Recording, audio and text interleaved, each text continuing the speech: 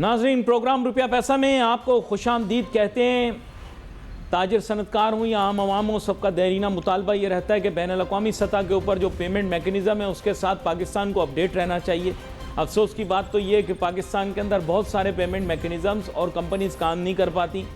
काफ़ी अरसे से फ्रीलांसर, सॉफ्टवेयर एक्सपोर्टर और इसके अलावा बहुत सारे बिजनेसमैन, ट्रेडर भी इस बारे में शिकायत करते रहे और अब जो है वो कह रहे हैं कि जनाब डिजिटल ट्रांजैक्शन पाकिस्तान में होंगे वो ताख़ीर का शिकार होंगे क्योंकि बहुत सारी वेरिफिकेशन होगी। नाज़रीन, मैं आपको बताता चलूँ, पाकिस्तान का बैंकारी निज़ाम दुनिया में सबसे आगे होना चाहिए, लेकिन अफसोस की बात यह है कि पिछले कई सालों से क्या हो रहा है कि बैंकारी निज़ाम जो है बहुत ज़्यादा स्टेट बैंक पर इन्हिसार करता है। स्टेट बैंक बहुत ज़्यादा बैंकारी निज़ाम पे इन्हिसार करती है, जिसकी वजह से आवाम के ऊपर, कस्टमर्स के ऊपर, डिपॉजिटर्स के ऊपर फोकस कम हो चुका है, बोरोवर्स पे फोकस कम हो चुका है।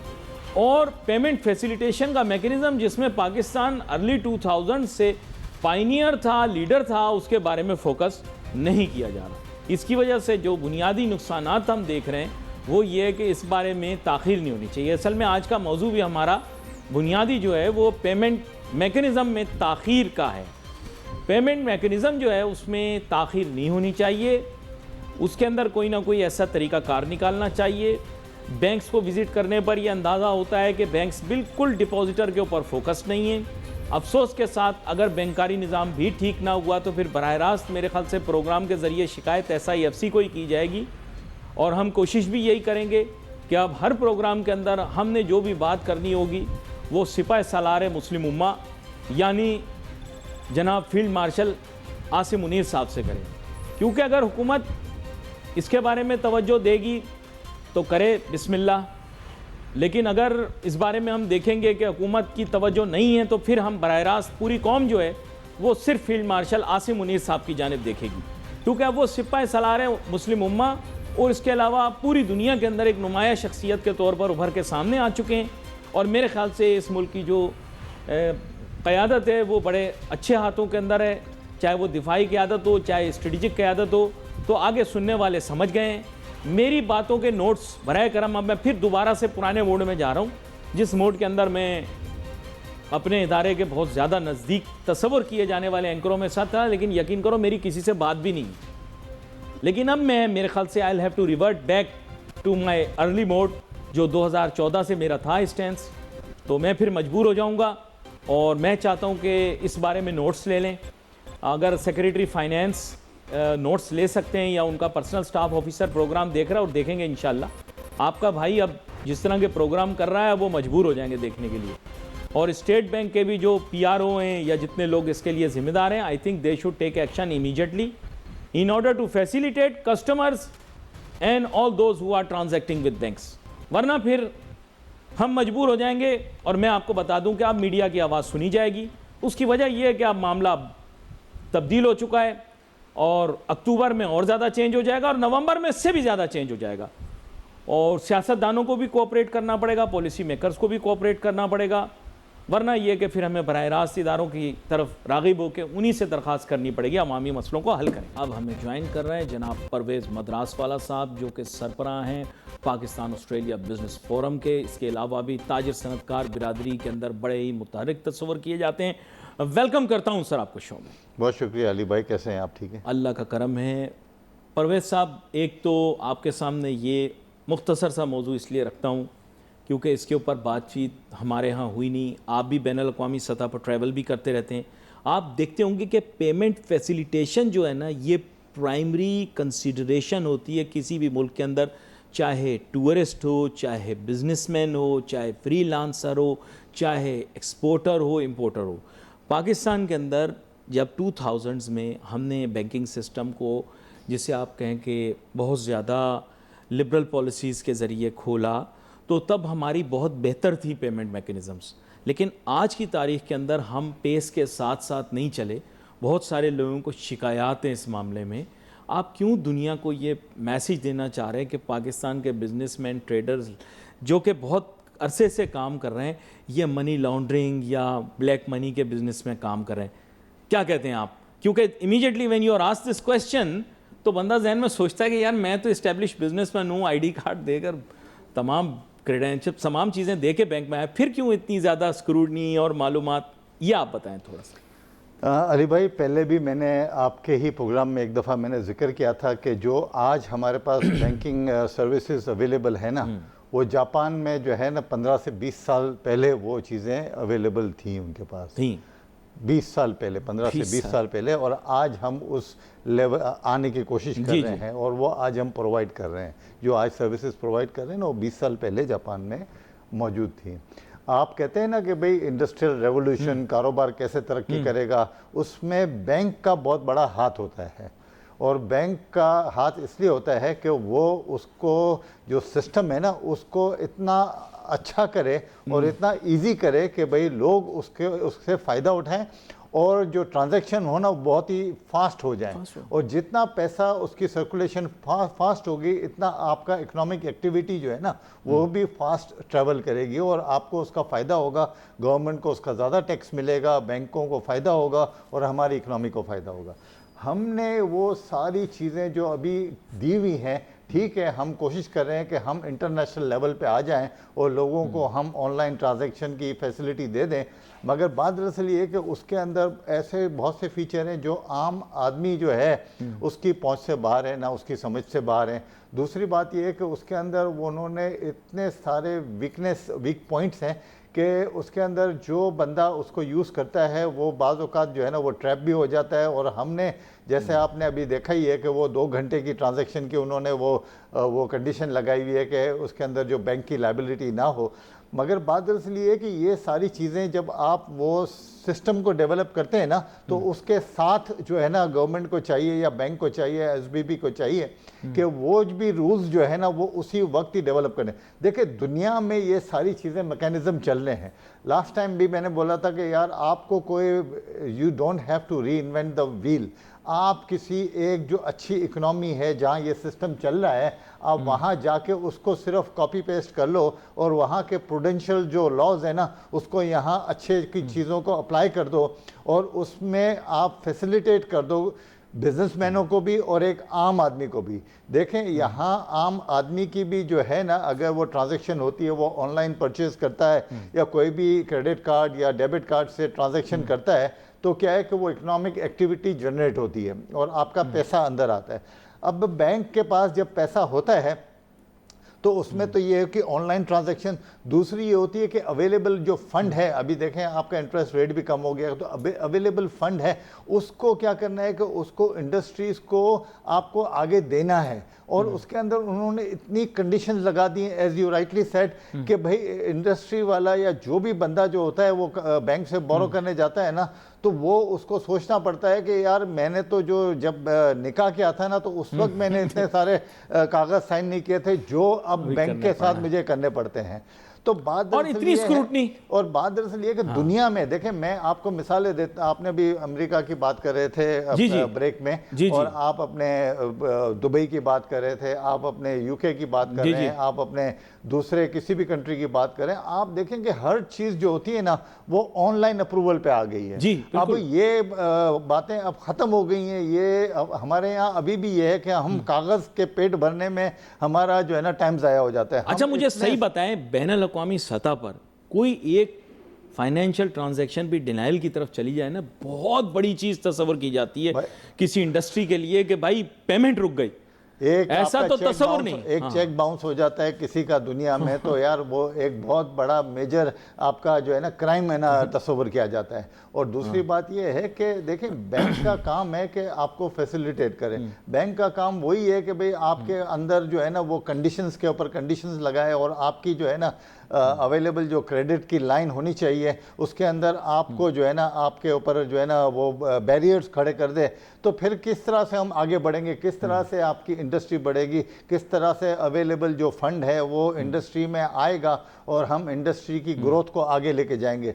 हम इंडस्ट्री ग्रो कर ही नहीं सकती। और फिर इसके बाद वही कागज़ का पेट भरना, इतने सारे कागज़ों के प्लंदे।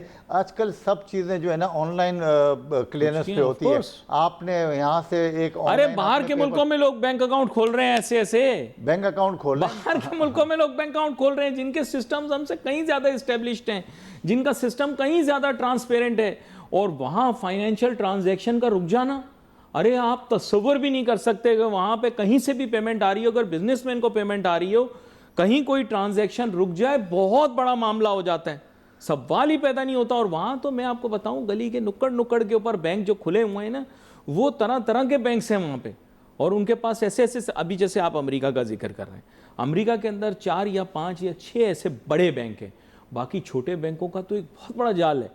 और मैं आपको बता दूं, वहां पे बहुत बड़ी बात है कि अगर किसी का ट्रांजैक्शन रुक जाए, ये कभी देखें, होता ही नहीं है ये। देखें यही तो है ना कि भाई आप अगर एक बिजनेसमैन या कोई भी अगर आप ट्रांजैक्शन को ब्लॉक करें या रोक दें, देखें ये तो बिल्कुल कोई समझ से बाहर है कि आपका एक अकाउंट होल्डर है, उसके बैंक में एक पैसे पड़े हुए हैं या कहीं से पैसे आ रहे हैं, तो उसकी ट्रांजैक्शन स्विफ्ट प्रॉपरली उसके अकाउंट में ना आए, तो ये तो फिर जाहिर बात है कि वो सारी चीज़ें डिले टेक्निक होती हैं, और डिले टेक्निक की वजह से ही फिर आपकी आगे जो बिजनेस ट्रांजैक्शन या बिजनेस ग्रोथ होती है ना, वो सफ़र होती है। अच्छा, इसी से मैं जोड़ता हूँ, वहाँ पर बैंकिंग निज़ाम IRS का बराह रास्त इस तरह का ताल्लुक़ नहीं होता जैसे हमारे मुल्क के अंदर है।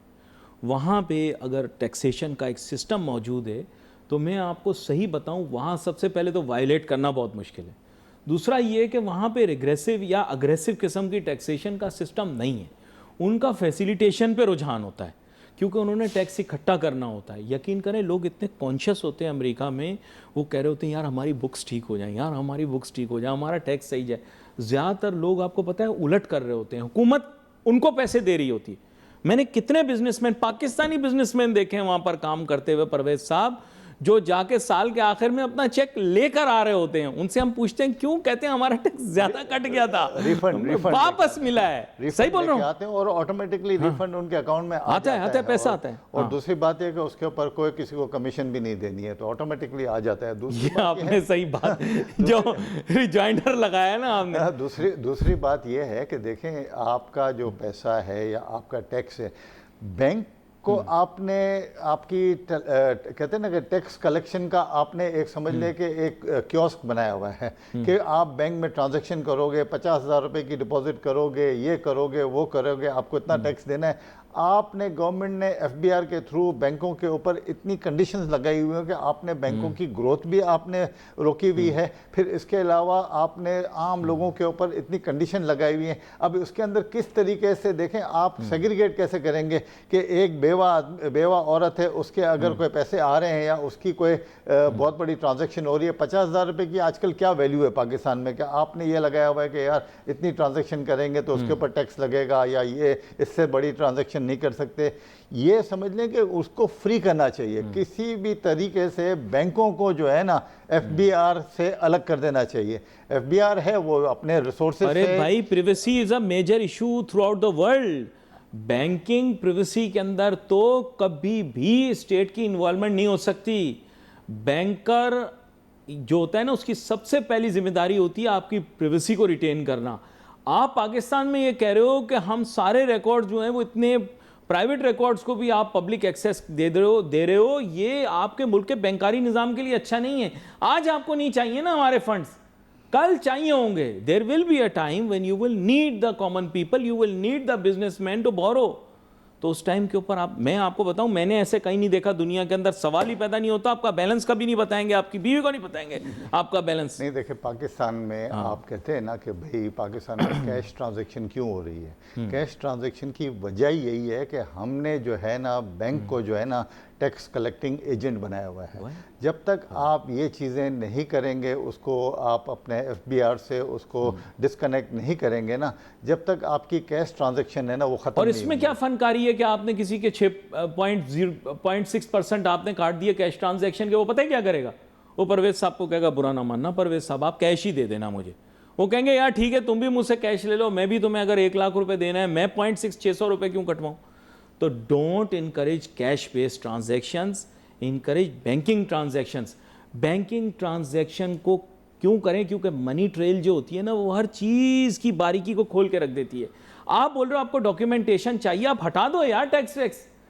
डॉक्यूमेंटेशन के लिए बड़ा ज़रूरी है मनी ट्रेल, उस पर आप लोगों को कैच कर सकते हो। लेकिन अगर उसने कैश में कर दिया तो फिर यू डोंट नो और दूसरा एक कि बिजनेस की जो होती है ना कि लोन या आपकी जो भी होती है वो भी आप अवेलेबल करो। आप बिजनेसमैनों को आप फंड्स अवेलेबल करो, आप अपने जो मैन्युफैक्चरिंग जो हैं यूनिट्स हैं उनको फंड्स अवेलेबल करो। बैंक को चाहिए कि वो उनको देखिए, एक जो एस्टेब्लिश बिजनेसमैन होता है ना उसको अगर आप और मजीद जो फंडिंग करते हो ना, और आजकल जो अट्रैक्टिव इंटरेस्ट रेट हो गया है, बहरहाल अभी भी ज़्यादा है देखा जाए तो, ये होना चाहिए सिंगल डिजिट पे, मेरे ख्याल में 6-7% होना चाहिए, इससे ज़्यादा नहीं होता ये आपको बता दूं, इन्होंने बताई नहीं अंदर की बात मैं आपको बिटवीन द लाइंस बता दूं, वहाँ से अब्बू ने बता दिया है कि इंटरेस्ट रेट का मामला नहीं होगा, क्योंकि देखें दो प्ली नहीं ले सकते।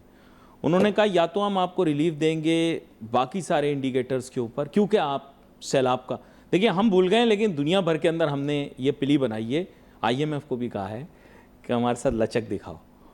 सर देखें वो जब बोल रहे हैं, आप मुझे सच बताइएगा, आप तो इन चीज़ों को समझते हैं, वो बोल रहे हैं आपकी इकोनॉमी पिछले साल उन्होंने कहा था आपकी इकोनॉमी हीट अप हो गई है, आप इसे कूल ऑफ करें। In other words they want to keep interest rates high so that you borrow less and subsequently your economy slows down. देखिए कॉम्प्रोमाइज़ है, are we willing to make this compromise? ये अब आपने बताना है। Do you want to slow down the economy because the inflation, I don't know, they are saying it's slowing down.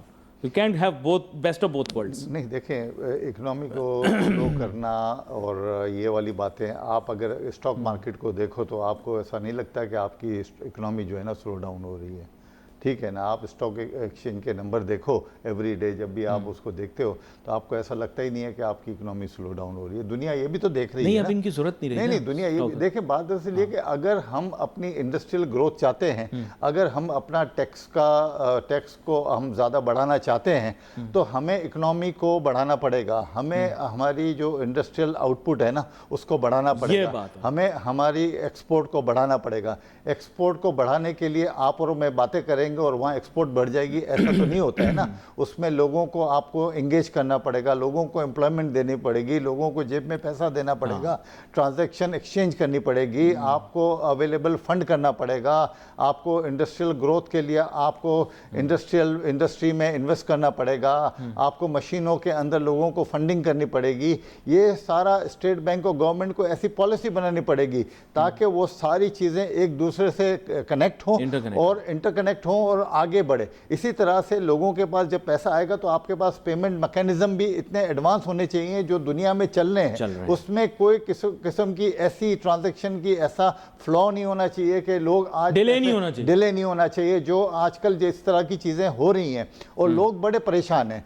ये बड़ा अहम नुकता है जो आपने पेश किया है यहाँ पर, जो रिमार्केबल अचीवमेंट पाकिस्तान ने हासिल कर ली है। देखो मैं आपने कहा होगा अली के तेवर थोड़े बदले, एकदम पहले कड़वा कड़वा, अब एकदम इसकी तबीयत मिजाज शीरीं कैसे हो गया। देखो असल में बात ये है कि ये obviously it was a very big decision to go into a defence agreement with Saudi Arabia, लेकिन why I say it's a step in the right direction for the strategic leadership of this country, क्योंकि उनके लिए ये बड़ा ज़रूरी था कि उनकी स्ट्रॉन्ग फुटिंग यहाँ पर क्रिएट हो जाए।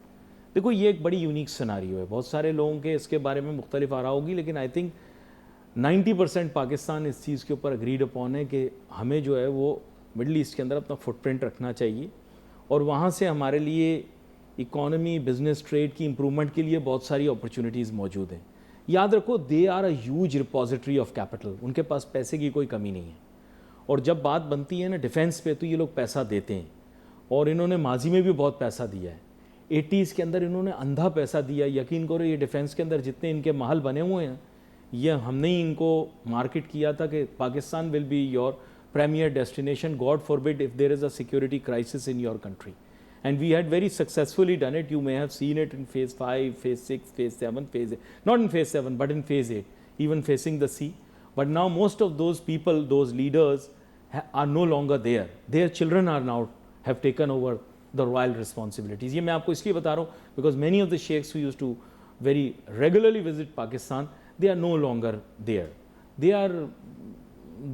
Their children are now there and they are not coming to Pakistan. But I am hopeful कि आगे जाके उनका इंटरेस्ट डेवलप होगा। फॉरेन इन्वेस्टमेंट पाकिस्तान की एक ज़रूरत है और आई थिंक फॉरेन इन्वेस्टमेंट के मौजू को समझने वाला आदमी परवेज़ मद्रास वाला साहब से ज़्यादा पाकिस्तान में कम है। ऐसे नहीं कि नहीं है, होंगे, if he is humble enough he will say that, लेकिन कम लोग हैं। And he is brought foreign investment into this country as well, लेकिन there is a small problem. Parvez साहब, unfortunately foreign investment has not taken off as it should. What are your suggestions कि अब इस पे इम्प्रूवमेंट आनी चाहिए? अली भाई देखें, ये बहुत ही अच्छा टॉपिक है। हम कई बार इसके ऊपर बातचीत कर चुके हैं और बड़ी अच्छी बातें हुई, बड़ी प्रॉमिसिंग बातें हुई, मगर बात दरअसल ये है कि सजेशंस के बाद भी जो है ना, हाँ, उसके ऊपर कोई इम्प्लीमेंटेशन होती नहीं है। और दूसरी बात यह कि हमने इतनी बातें की, सारी बातें बहुत से लोगों ने सुनी भी होंगी, और जो स्टेक होल्डर्स हैं और जो डिसीजन मेकर हैं और जो इस्लामाबाद में लोग हैं, उन तक भी वो मैसेज पहुंचा होगा। अच्छा लुकमा एक दे दूं, पाकिस्तान के अंदर इस वक्त सबसे बड़ा फॉरेन इन्वेस्टमेंट का प्रोजेक्ट ऑस्ट्रेलिया से आ रहा है। सॉरी, मैंने कहा आपको लुकमा दे दूं। तो उस पे देखें काफ़ी बातें हो चुकी हैं, मगर बात दरअसल ये है कि हमें उनको, जो भी फॉरेन इन्वेस्टर आता है पाकिस्तान में, उनको आपको फैसिलिटेट करना है, उनको वो आपको जो फैसिलिटी देनी है जो दुनिया में दूसरे मुल्क उनको दे रहे हैं। अगर आपने अपने बिजली के जो रेट्स हैं वो आपने कम नहीं किए जो इंटरनेशनल लेवल पे जो दुनिया में और इस रीजन में हैं, तो जाहिर बात है कि उसकी कॉस्ट ऑफ प्रोडक्शन जो है ना वो महंगी हो जाएगी, और वो दुनिया में क्या कम्पीट नहीं कर सकेगा, पाकिस्तान में भी नहीं कर सकेगा। फिर इसके बाद आप उनको जो है, जो दूसरी चीज़ें हैं इसमें यह है कि उनको स्किल लेबर चाहिए, उनको road to farm to market, उनकी जो है ना ट्रांसपोर्टेशन सिस्टम या रोड नेटवर्क अच्छा होना चाहिए, जो सब इन्वेस्टर की एक बेसिक डिमांड होती है। सिक्योरिटी की डिमांड होती है। और दूसरी बात तो ये है कि देखें, आप उनको ये तो बताया ना कि भाई जो फॉरेन कंपनीज जो है पाकिस्तान में हैं, जो एक्चुअली जा रही हैं, उनको तो सबसे पहले हमें रोकना चाहिए, उनको वो फैसिलिटी देनी चाहिए ताकि वो एग्ज़िट प्लान उन्होंने जो बनाया हुआ है ना, वो पाकिस्तान से अपने जाने के बजाय वो यहाँ अपने आप को रिटेन करें और उसकी बिज़नेस को यहाँ एक्सपेंड करें, और एक्सपेंड करने के बाद पाकिस्तान को भी टैक्स में कंट्रीब्यूशन करें और हमारे को एम्प्लॉयमेंट भी दें।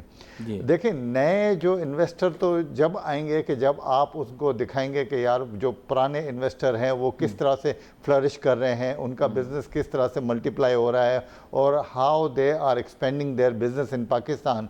और फिर इसके बाद आपकी जो नई इन्वेस्टमेंट आती है, देखिए नई इन्वेस्टमेंट अपॉर्चुनिटी में अब जो इन्वेस्टमेंट का फोकस हो गया है ना, वो माइंस एंड मिनरल्स पे ज़्यादा हो गया है, और ज़्यादातर जो भी अभी आपकी इन्वेस्टमेंट आ रही है और जो भी फॉरेन इन्वेस्टर आ रहा है ना, उनका फोकस अच्छा हो गया है, जो कि हमें बहुत ही खुश आइन बात है कि भाई हमने इतने सालों के बाद बहरहाल हमने आज ये फ़ैसला किया है कि माइंस एंड मिनरल्स के लिए हम फॉरेन इन्वेस्टर को अट्रैक्ट करें और ये सेक्टर भी ओपन करें ताकि हमारे पास ज़्यादा से ज़्यादा इन्वेस्टमेंट आए।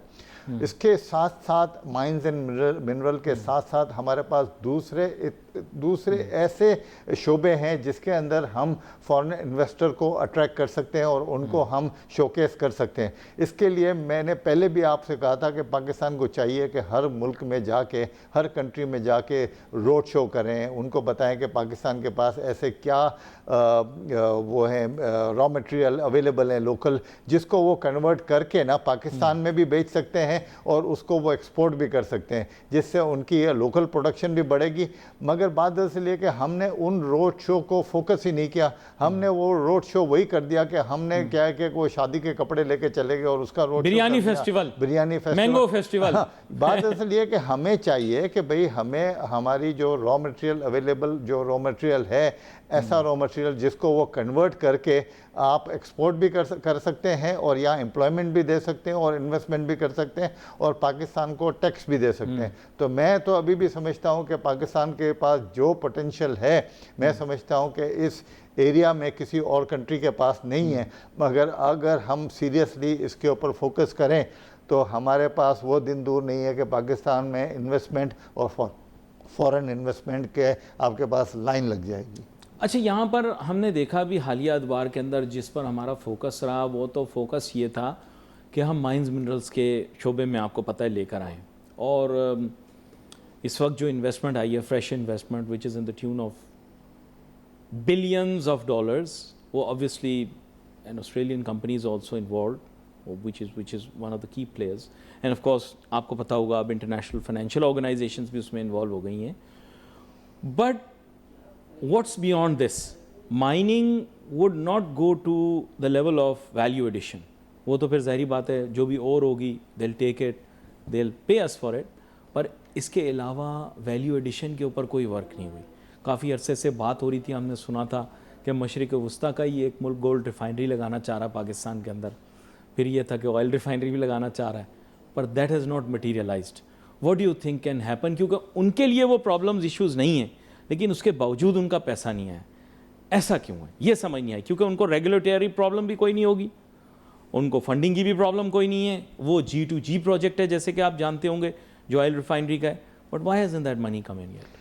देखिए वो तो डिसीजन हुआ था, पता नहीं वो डिले के ऊपर डिले हो रहा है. गवादर में ऑयल रिफाइनरी का एक प्रोजेक्ट जो था वो अनाउंस हुई थी, और वो हमारे जो हैं सऊदी अरब हमारे जो पार्टनर, लेकिन वो सपोजिटली उन्होंने कहा कि पैलेस्टाइन की वजह से, ऐसा सपोजिटली हमने सुना. हाँ, तो वो गवादर में हुआ था. मगर यही है कि वो जो देखें माइंस एंड मिनरल्स जो है, हमने क्या करा है कि माइंस एंड मिनरल्स के ठेके तो दे दिए हमने, ठीक है ना, इन्वेस्टमेंट तो लेके आए, मगर एज यू राइटली सेड कि उसकी प्रोसेसिंग भी यहाँ होनी चाहिए, उसका गोल्ड की रिफाइनरी यहाँ होनी चाहिए, ऑयल की रिफाइनरी यहाँ होनी चाहिए, जो माइंस एंड मिनरल्स बन रहे हैं उसकी प्रॉपर रिफाइनरी होनी चाहिए. जैसे कि हम अगर आप देखें कि दुनिया में बड़े बड़े प्लेयर्स हैं, कॉपर के प्लेयर्स हैं, निकल के प्लेयर्स हैं, एल्यूमिनियम के प्लेयर्स हैं, बड़े बड़े प्लेयर्स हैं दुनिया में. हम प्रीशियस जो है ना स्टोन्स होते हैं वो भी हम बाहर बेचते हैं, मगर हम क्या करते हैं कि वो स्टोन्स की कोई प्रोसेसिंग यहाँ नहीं होती, ना उसकी पॉलिशिंग होती है, ना इसकी कटिंग होती है. हमने वो स्किल्स जो है ना वो हमें यहाँ लेने हैं, वहाँ हमारे लोगों को वो स्किल्स देने हैं, रादर देन हम रॉ जो स्टोन्स है बाहर बेच दें, रॉ मिनरल्स हम बाहर बेच दें, तो उसका गवर्नमेंट को इतना ज़्यादा फ़ायदा नहीं होगा जितना होना चाहिए. बात दरअसल ये है कि देखें आपका वही बात हो गई कि आपने जो कॉटन है ना वो एक्सपोर्ट कर दिया, और फिर बाद में हम उसका गारमेंट एक्सपोर्ट करेंगे तो हमें उसका ज़्यादा फ़ायदा होगा, और गारमेंट के अंदर हम उसका पर पीस बेचेंगे.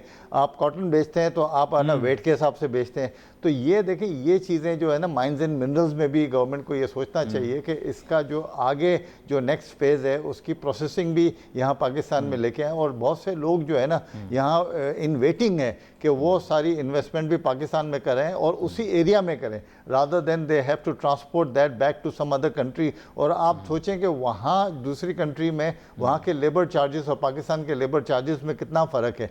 तो if they establish something here in locally in Pakistan तो पाकिस्तान को भी फ़ायदा होगा और वो चीज़ उनके लिए भी ज़्यादा फ़ायदेमंद होगी. मगर आई डोंट नो वो चीज़ें हमने अभी तक क्यों उस किस्म के ऑप्शंस अभी हमने नहीं देखे नज़र में आ रहे हैं. बट ये ज़रूरी है कि हम उसकी इन्वेस्टमेंट भी पाकिस्तान में लाएं और लोगों को उसके ऊपर राग़िब करें.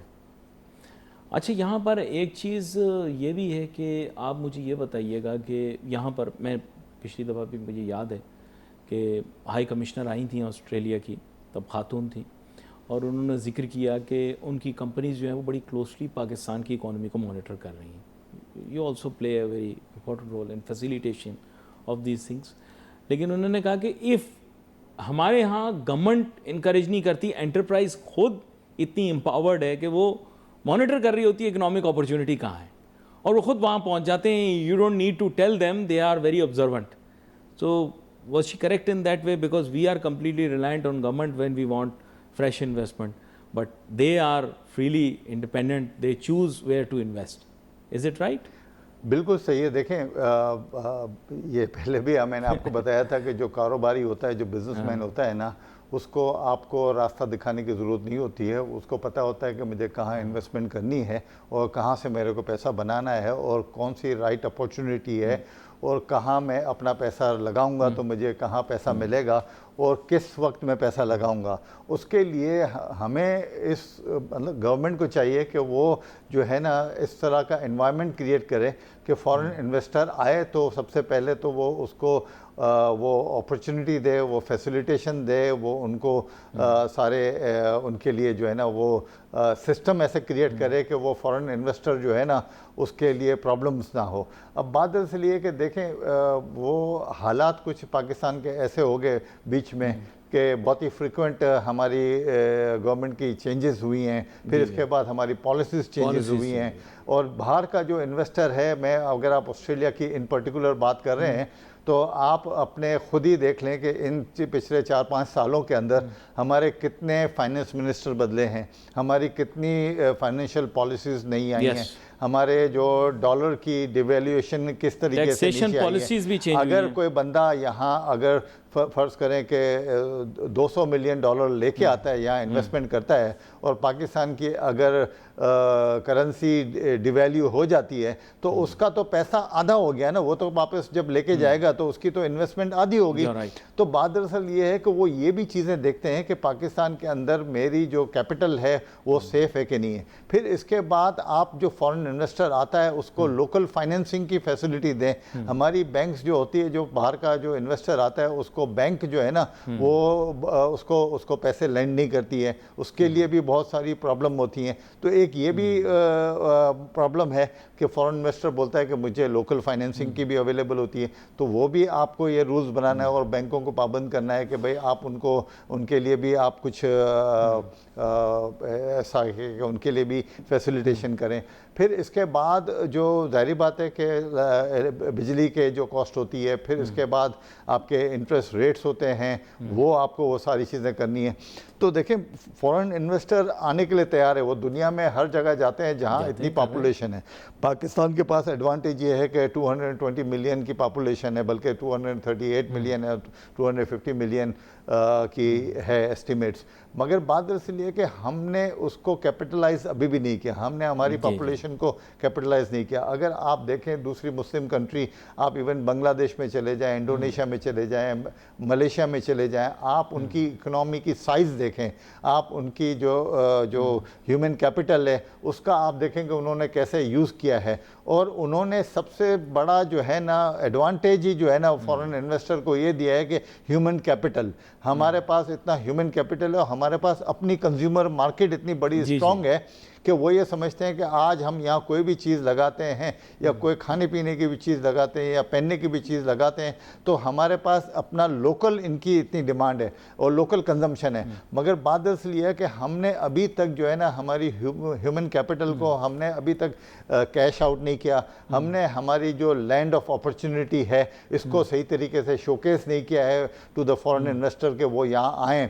हमें तो मैं बारह यही कहता हूँ कि हमें रोड शो करना चाहिए, हमें हर 3 महीने के बाद जो है ना दुनिया की जो बड़ी इकोनॉमी है उनको यहाँ अट्रैक्ट करना चाहिए, उनके लिए हमें रोड शोज करने चाहिए, हमें यहाँ मेला लगाना चाहिए, हमें इतने प्रोग्राम्स करने चाहिए कि भाई वो यहाँ आके हमें देखें और हमारा कल्चर देखें, हमारी जो पुरानी साइट्स हैं, let's open up the sites, let's open up जैसे हमारे जो पुराने हैं, टेक्सिला है, ये है, मोहनजोदारो है, उसको डेवलप करके उसको हम टूरिज़्म को प्रमोट कर सकते हैं। मगर बात दरअसल ये है कि हम अभी दुनिया से बिल्कुल डिस्कनेक्ट हुए हैं, हमने उन चीज़ों को अभी तक एक्सप्लॉइट ही नहीं किया जो हमारे पास, ये कहते हैं ना कि हमारे पास अपॉर्चुनिटी है, जो हमारे पास बहुत सारे ऐसे कहते हैं कि लो हैंगिंग फ्रूट्स हैं जिसको हम फ़ौरन से फ़ौरन हम उसको है ना यूज़ कर सकते हैं और हम उनको दुनिया को प्रेजेंट कर सकते हैं। तो बात दरअसल ये है कि आई डोंट नो वो कब मौका आएगा और कब लोग इसको सोचेंगे सीरियसली